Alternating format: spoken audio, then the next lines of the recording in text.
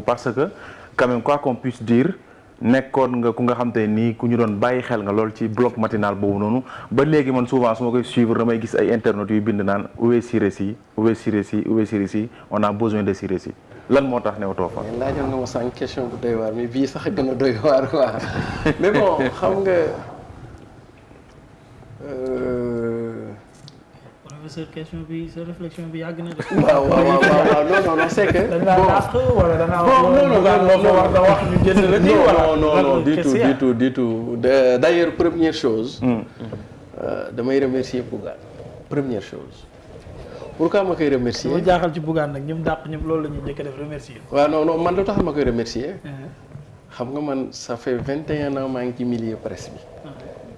liggéey naa ko Sénégal bitim réew États-Unis Maroc et cetera ba ñibbisee bi ma ñibbisee am na ay médias yu bari yu ma waroon a liggéeyal mais ba ca cëppaandaw ga lañ ma waxoon defuñu ko j'étais un peu dans mon trou noir comme ni ñuy wax nii maa ngi woon daal samay di dund samay jafe-jafe.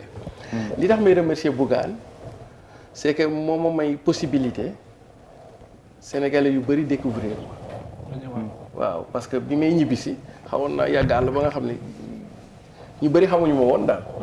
bi ma ñëwee fii mel na moom te ci moom laa mujjee ci trajectoire bi dem naa ci groupe yu bëri ba ñu wax ba ñu tënk yooyu mais daal après demeewut noonu.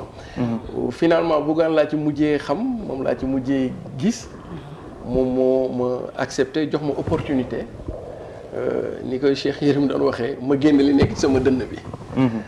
loolu laa koy remercier parce que jamono bi may jël ci matinal bi bëggoon naa am espace bu ma waxee quoi te bu dul loolu aussi am na fu ma fekkoon quoi sur le plan social quoi. donc pour loolu maa ngi ko ciy gërëm di ko remercier dafa mel ni di ba ñëpp d'accordule moom moo d'accord quoi. donc vraiment maa ngi ko ci sant di ko ci gërëm di ko ci remercier. bon pour revenir sa question bi. en réalité man dama amoon contrat 1 an comme analyste chroniqueur au niveau de la Sen TV ci émission matinale xam nga man sama métier ça fait 2 ans dama xaw a décroché ci métier journalisme. Moi, je suis devenu maintenant un enseignant. J'enseigne, quoi. C'est là où je tire l'essentiel de mes revenus, quoi. Dootul nekk ci presse bi. léegi dama fa nekkoon comme statut analyste chroniqueur éditorialiste ci benn émission bu tudd matinale. di réfléchir di partager réflexions sur les questions économiques politiques et internationales. donc ci contrat bi ma tënkoon ak Sen TV j'avais 2 heures de temps par jour à leur consacrer ci matinal bi bu loolu jeexee après moom sama bopp. d'ailleurs sax moo tax ngeen ma daan gis ngeen may invité may ñëw ak yooyu. contrat bi on l'a démarré au mois de mars mu waroon jeex le 31 décembre. bi jeex. bon bi mu jeexee je m'attendais à ce que kilifa gi Bougane oowaat ma et puis bon voilà qu'on évalue d'abord. àndandoo bi ñaandu pendant 1 an qu'est-ce qui a été bien, passable, moyen, etc. ñu kii et que qu'il décide enfin. est-ce que on va loolu ku la soxlawaat moo koy def. voilà très bien absolument voilà, très bien donc j'ai attendu l'appel le coup de fil ce n'est pas venu bon te comme man sama contrat jeexoon na au 31 décembre donc je suis un peu légaliste nag aussi quoi.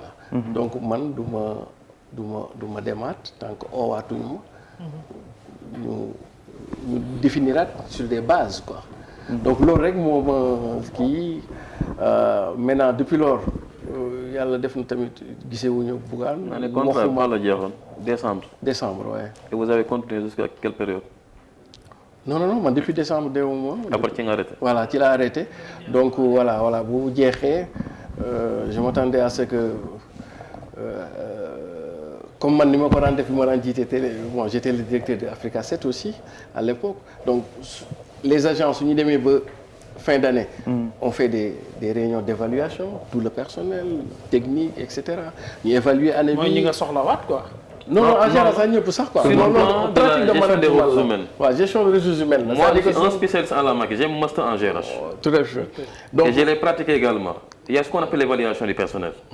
foofu lay waxee noonu. très bien xam nga évaluation bi moo lay permettre soo nekkee ak nit il faut que yow aussi au-delà de salaire bi nga koy fay nga renforcer ses aptitudes ak ses attitudes dafa am ñaari solo ses aptitudes mooy compétence am technique yi su fekkee monteur la su fekkee journaliste la ak yooyu attitude yi mooy savoir vivre savoir être. le côté comportemental. waaw li nga ko magee ci xel.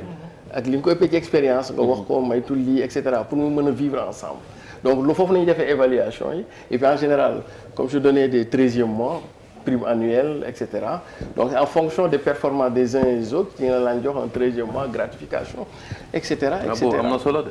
voilà très bien pour. c'est des sources de motivation. sources de motivation du man li tax may taxaw ci bu la soxlaa. bu la soxlaa dinaa ko wax après continuer après dinaa wax ci bu la soxlaa. waaw voilà bu la soxlaa bon donc. tant que yaa ngi def muy baax duñ la wax dara de bés boo defee faay. bali tàkk. waaw loolu la mais bon.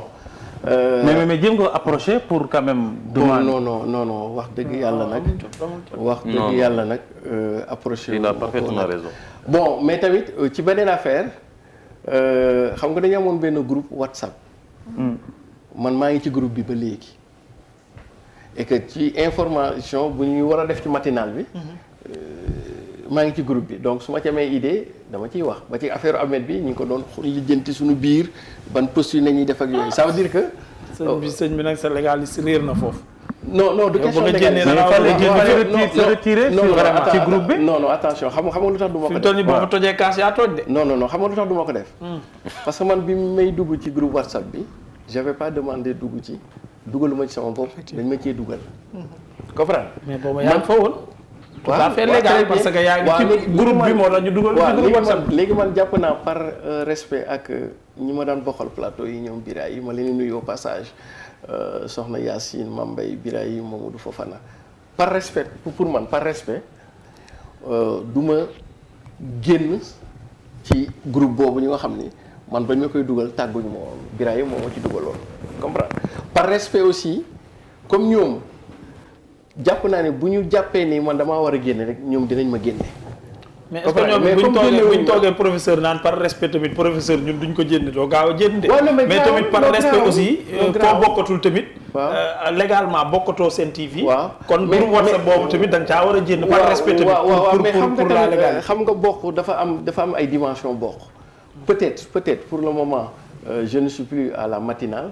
mais jàpp naa ba léegi fa laa bokk parce que ñoo booy liggéey ak ay nit matinal c'était du lundi au vendredi pendant 365 jours 2 heures de temps nga koy nekk ak ay nit donc am nañu ay yenn relation kon donc man pour du point de vue management du point de vue nit ak nit donc su ma ci amee lu ma xalaat dama koy wax mën naa ko partager je le partage dans le sens.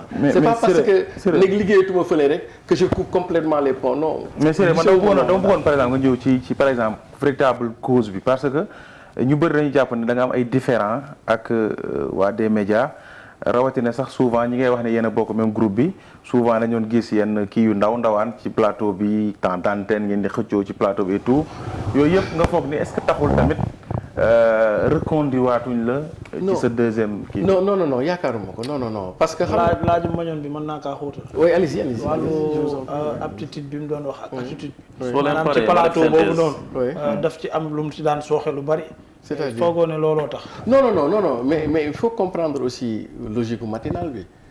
C'était de l'information dans la détente et dans la bonne humeur. mais lu jëm ci wàllum programme yi ngeen daan détaillé.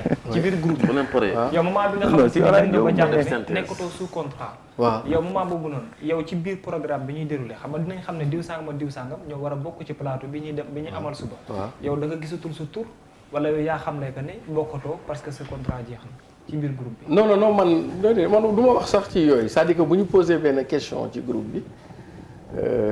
Finalement maa ngi interrogatoire. déggul laaj. non finalement bu ñu dugalee benn question. man dama ci dafa dese leer. dafa bëgg a wax laaj bi mooy ma ne ndax bu fekkente ni programme bi ñuy déroulé ne suba plateau bi ñii ak ñii ñoo ko war a def dina am ci biir groupe bi.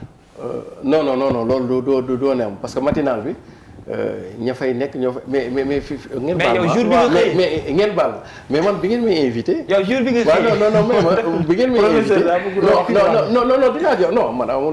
par respect bu ñu wax non en fait sëñ Aïdara bi may invité dama ko ne woon ci lan dañuy wax ci les actualités.